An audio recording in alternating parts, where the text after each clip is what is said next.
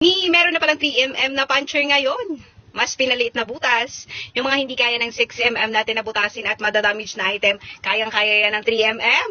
May mga paninda talaga tayong hindi pwedeng ipambutas yung 6mm dahil ito'y madadamage. Kaya napabili na rin ako nitong 3mm. Mas maliit yung butas nito para iwas butas ang ating mga paninda. Yan, Mi, kung nagtatanong ka kung kasya ba yung hook, yes, kakasya siya.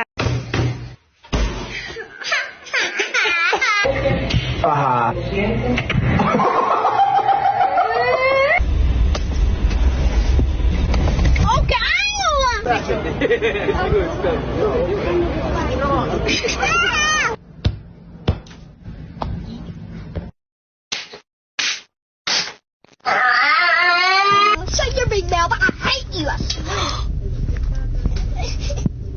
I don't give a big. You could get in the car. Come on. You walking? Well, keep walking. Mom. Well, get in this car now. No. No.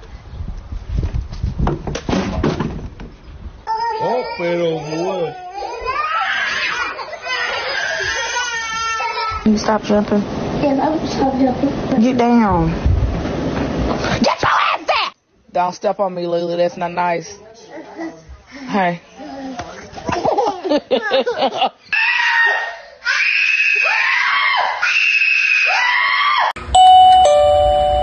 Ang hirap kapag may kumakatok sa gate, minsan hindi mo marinig, lalo na kung nasa likod ka ng bahay o may ginagawa ka. Tapos ang ending, aalis si delivery rider or worse, hindi mo na malaya na may bisita ka na pala, nakakahiya. Kaya nung nakita ko tong wireless doorbell na to, na-curious ako, walang kailangan i-drill, walang wiring, as in plug and play lang. Tapos ready to use na agad. Ang bilis pa ng setup, parang 2 minutes lang tapos na. Ngayon, kahit nasa kusina ako o kahit nasa taas ako ng kwarto, rinig ko agad yung doorbell. Malinaw, adjustable pa yung volume. Kaya kung sawa ka na sa kakasilip sa bintana, ito na yung sagot. Wireless doorbell na talagang kailangan mo.